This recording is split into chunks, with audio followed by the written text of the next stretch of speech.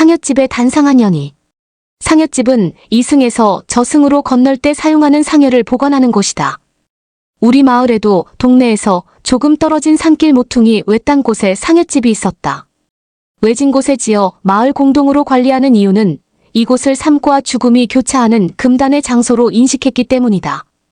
평소에는 사람 발길이 뜸하고 허름해서 무너지거나 허물어져도 방치하는 경우가 많아 으스스하고 두려운 장소였다. 그 앞을 혼자 지나게 되면 귀신이 부르거나 삐그덕 문 여는 소리가 날까봐 등골이 오싹하고 머리카락이 쭈뼛쭈뼛 서서 뒤도 돌아보지 않고 냅다 뛰어가곤 했다. 친정아버님은 1976년 2월 고향을 떠나 서울에 산 지 6년 후 50대 중반에 돌아가셨다. 아버님은 2대 독자여서 삼촌이나 사촌은 아예 없었다. 대대로 내려온 고향 땅 부여 선산에 모시려고 집에 안치했다가 새벽에 장의차로 출발했다. 찬바람이 옷깃을 헤치고 들어오는 을씨년스러운 날이었다. 넓은 동네 수변은 천막과 돗자리가 준비되어 있었고 조문객과 상여가 대기하고 있었다. 관을 모셔놓고 조문객을 맞은 후 상여 맬 사람들이 모였다. 서로 상여를 매겠다는 상여꾼이 많아 두 패로 나눠 매기로 했다. 돌아가신 아버님을 마지막 배웅하는 일에 기꺼이 동참하고 싶어하는 분들이 고마워 눈물이 더 났다. 고인에 대한 정의요 성이라고 여기는 듯했다. 갑자기 상을 당해 슬픔에 빠진 우리 가족에겐 커다란 울림을 주는 반응이었다. 경건하게 상여를 맨 무리 앞에 나이 지긋하고 목청이 좋은 동네분이 노쇠종을 들고 두건을 썼다. 그분의 지휘하에 일어났다 앉기를 반복하며 합을 이루자 종을 흔들었다. 이제 가면 언제 오나라고 앞에서 종을 치는 분이 선창하자 상여꾼들이 어어야 이이제라고 불렀다. 어느 순간 마치 무리지어 춤추는 것 같이 보였다. 우리 가족은 가장을 잃은 서름에 애통하고 동네 분들은 우리 가족 못지않게 일찍 돌아가신 아버님과의 이별을 슬퍼하셨다. 구슬픈 상여 소리에 맞추어 아버님이 생전에 마을 사람들이 홍수 피해를 입지 않도록 쌓아놓은 제방둑을 끝까지 갔다가 오고 그 다음 팀이 또 다녀온 후에야 마을 입구 언덕에 아버님의 산소를 썼다.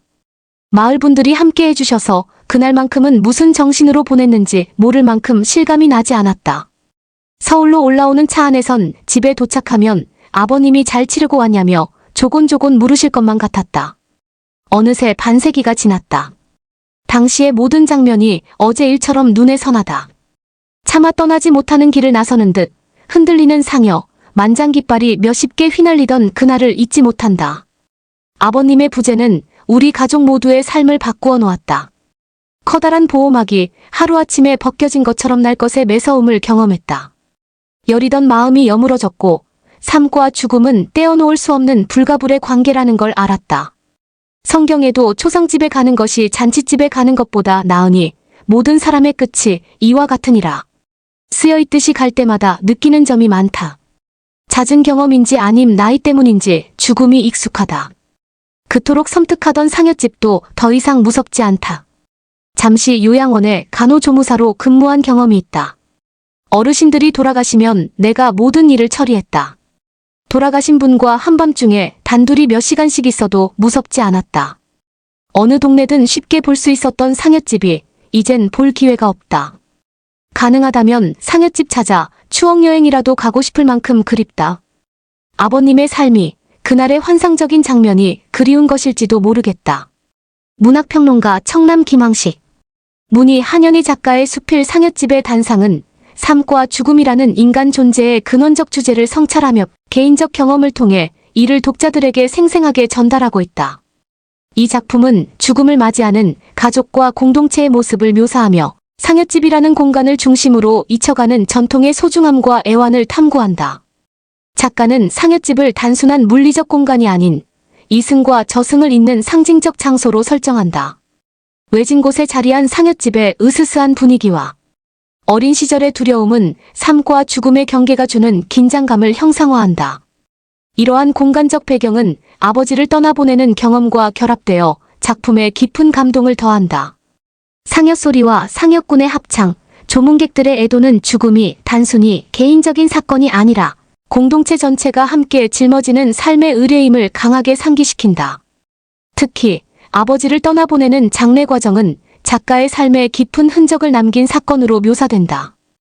아버지의 부재로 인해 작가는 삶에 날 것 같은 매서움을 경험하며 보호막이 사라진 상태에서 성숙한 내면을 갖추게 된다. 이러한 서술은 죽음과 삶이 서로 분리될 수 없는 관계임을 깨닫는 과정으로 이어지며 죽음을 삶의 일부로 받아들이는 철학적 깊이를 담고 있다. 작품의 미적 측면은 구체적이고 생생한 묘사를 통해 빛난다. 상여를 맨 무리가 춤을 추듯 움직이는 모습이나 이제 가면 언제 오나라는 구슬픈 상여 소리는 전통의식의 아름다움을 재현하며 독자들에게 강렬한 시각적, 청각적 이미지를 제시한다. 이러한 묘사는 단순한 추억을 넘어 전통의식의 의미와 가치를 되새기게 한다. 또한 성경 구절을 인용하며 죽음에 대한 철학적 사유를 제시하는 대목은 작가가 삶과 죽음의 의미를 깊이 탐구했음을 보여준다. 한편 작품 말미에서 작가는 과거에 대한 향수와 현재의 상실감을 동시에 드러낸다. 상여집이 사라진 현대의 모습과 죽음이 익숙해진 자신의 삶을 비교하며 전통이 점차 잊혀가는 현실에 대한 아쉬움을 토로한다.